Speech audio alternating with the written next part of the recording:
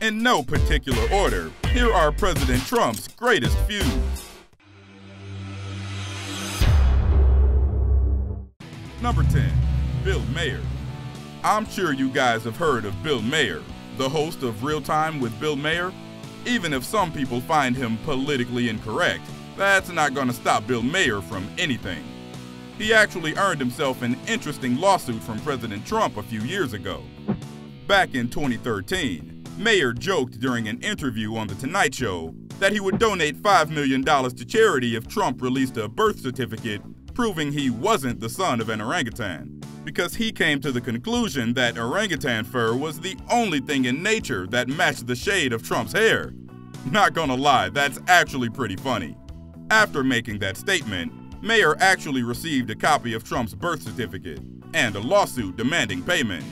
Maher, of course, claimed that it was a joke, and he recommended Trump to, quote, just suck it up like everybody else. Trump eventually had his lawyers drop the lawsuit. President Trump was convinced that Maher wasn't joking by saying, quote, that was venom, that wasn't a joke. Number 9. Rosie O'Donnell. When it comes to adversaries for President Trump, can anyone forget Rosie O'Donnell? She's been President Trump's arch nemesis for years. It's almost like the real-life Larry David Rosie O'Donnell disagreements on Curb. It all started back in 2006, when Trump decided not to fire then Miss USA Tara Conner after it was made public that she had a very questionable background involving drugs and alcohol. O'Donnell criticized Trump's decision, claiming he was a snake oil salesman. Trump fired back and said that Rosie was a real loser and threatened her with a lawsuit. Fast forward to 2011, when Rosie made her engagement public. Trump was quick to hop on Twitter and tell everyone how sorry he was for O'Donnell's partner, whose parents, quote, were surely devastated at the thought of their daughter being with O'Donnell, a true loser. Because Trump hadn't messed with her for a while, that comment seemed to come out of nowhere. However, in 2012, when Rosie had a heart attack, but actually got get well wishes from Trump, a tweet that even took Rosie by surprise, she joked about whether he was really trying to kill her. Fast forward to the 2016 elections, when Rosie tweeted her support for Hillary Clinton and stated that Trump would never be president. You know a fight is legendary when Hillary Clinton actually brought up Trump's treatment of Rosie on Twitter during the presidential debates. Who would have thought that a Twitter beef would actually end up being a topic of discussion during a debate discussing the future of America? Number 8. Snoop Dogg. When Snoop Dogg released a video for the remix to the song Lavender in 2016, he decided to go after President Trump. It was controversial to say the least, as it was a music video with a mock shooting of Trump. If you guys can remember, Snoop Dogg and President Trump actually seemed to be friends a few years ago. On season 6 of The Apprentice, the winning team created a freestyle rap with Snoop Dogg, and Trump had nothing but praise for the rapper. He even said that Snoop was the greatest hip-hop artist, and also a, quote, very smart, tough businessman. In 2011, when a bunch of people teamed up for Trump's roast on Comedy Central, Snoop Dogg also participated in the roast for Trump. However, he did make a few comments that might have hit a little too close to home for Trump. When making a comment on Trump's aspirations for the presidency, Snoop Dogg said, why not? It wouldn't be the first time you've pushed a black family out of their home. Who knows, maybe what happened during the roast was the end of their friendship, because he went a little too far with the roast. Number 7. Hillary Clinton. Donald and Hillary go way back. We can't forget that Hillary and Bill Clinton were invited to Trump's marriage ceremony in 2005, where Hillary had a front row seat. They've gotten into it a few times, but the real battle began during their presidential race. In a few years, when people write about the story of the 2016 presidential campaign, experts will probably write how it was mainly fought on social media. On Clinton's side, it was carefully prepared by a team of writers and campaign managers. On Trump's side, it was a whatever came into his head posting policy. What a time to be alive. From Clinton's email scandals where accusing FBI Director Comey of conspiring with Clinton to exonerate her of any responsibility, to Clinton essentially calling Trump racist and then calling Trump supporters a basket of deplorables, it was a presidential campaign that we won't be forgetting anytime soon. Number 6. Mark Cuban. Mark Cuban and Donald Trump seem to have been frenemies for the longest time, ever since Mark Cuban joined the Billionaires Club. Back in 2004, just as Trump was debuting as a host with The Apprentice, Cuban began hosting his own show, named The Benefactor. While The Apprentice succeeded, The Benefactor spectacularly failed. That was the start of what Trump himself calls a love-hate relationship. Cuban probably ignited the feud when he was asked in 2006 who he might cast to play Trump in a movie about his own life. Cuban answered, "The guy who plays Mini-Me." Trump heard about that line and decided to mention Cuban's failed Benefactor show on CNN. 2 years later, it seemed like they made up. Cuban's live streaming company partnered with the MMA promotions company Trump partially owned. Trump said that the fight was gonna be great, and that he loved working with Mark Cuban, and that it was a great honor. However, fast forward to 2012, and that's about when it all went out the window. Cuban offered to put up $1 million or $2 if Trump would shave his head, a response to Trump's $5 million offer to then-President Barack Obama for a copy of his birth certificate. Trump, of course, told Cuban to put up real money and insulted Cuban's show, Shark Tank, and back and forth they went. Between the insults, there were random niceties, such as compliments to each other's kids. In 2015, Trump declared that he would be running for president, and Cuban actually first supported him. Soon, however, Cuban was calling Trump a jagoff who got stupider before his eyes. Maybe their relationship is just like stepbrothers, except in real life. Number 5. James Comey. Many strange things have happened to the FBI directors in the history of the organization, but being berated by a president on Twitter is definitely a new one.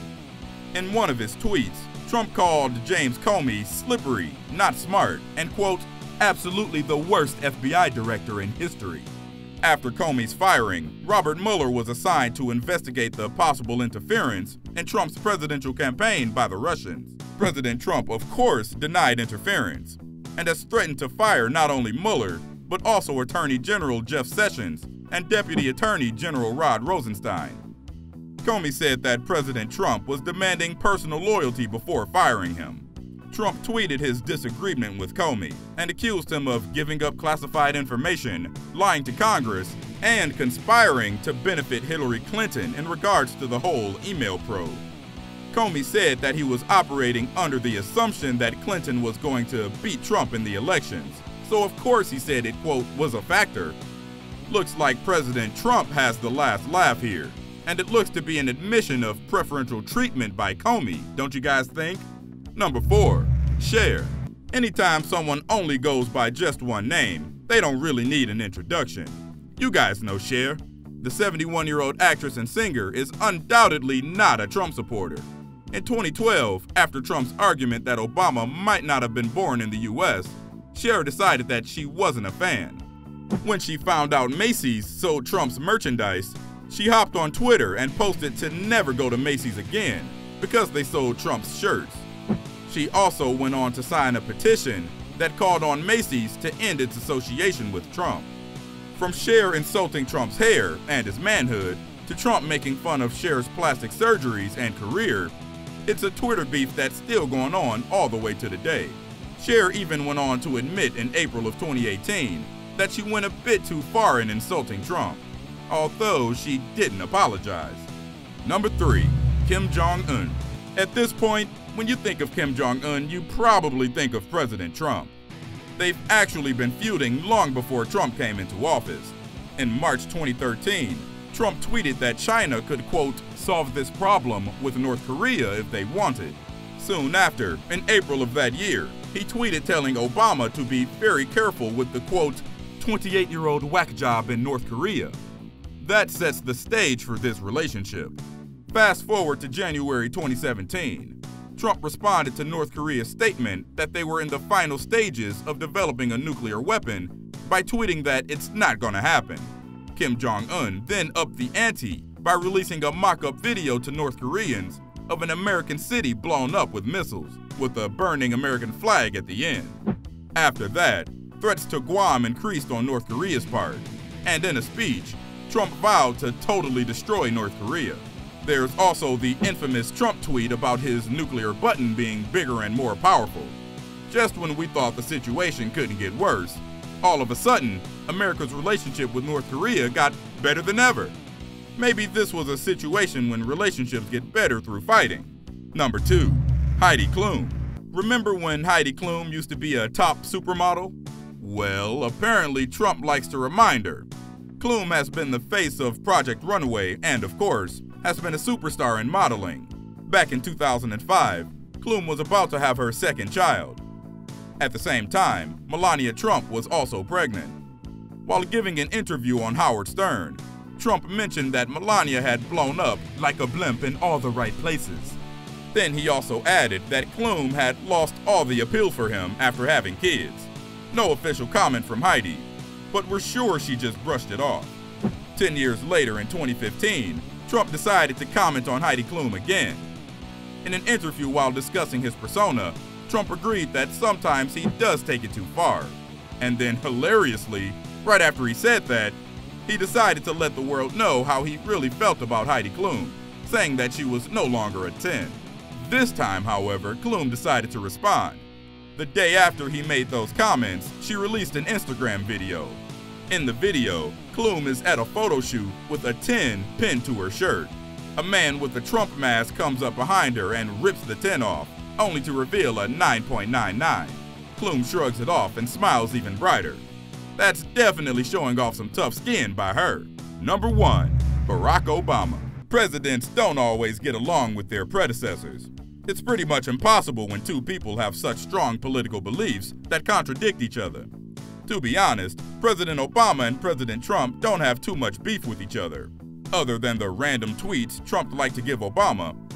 However, we can probably thank President Obama for President Trump today, although President Trump won't admit that himself. It essentially started back in 2010, when Trump took the time to tweet about Obama's birthplace. He claimed Obama wasn't born in the US, and thus he had to prove his nationality by releasing a copy of his birth certificate. The next year, at the 2011 White House Correspondents' Dinner, Obama decided to roast Trump for his presidential aspirations by saying, quote, "Donald Trump has been saying that he will run for president as a Republican, which is surprising since I just assumed that he was running as a joke." He also played a snippet from The Lion King, saying that it was actual footage from his birth, obviously playing off Trump's accusations. We also can't forget the infamous Jimmy Kimmel mean tweet segment. Obama read off Trump's tweet where he said that Obama will probably go down as the worst president in history. Obama responded by saying, "At least I'll go down as a president." Yeah, thanks Obama. Here's what's next. Rio won't admit this one, but he was there under the fake name Hak-un. The Swiss were told that he was the son of an employee of the North Korean embassy. It's kind of surprising that no one ever figured out who he really was during his time at the school, but maybe it's one of those things that everyone probably whispered about.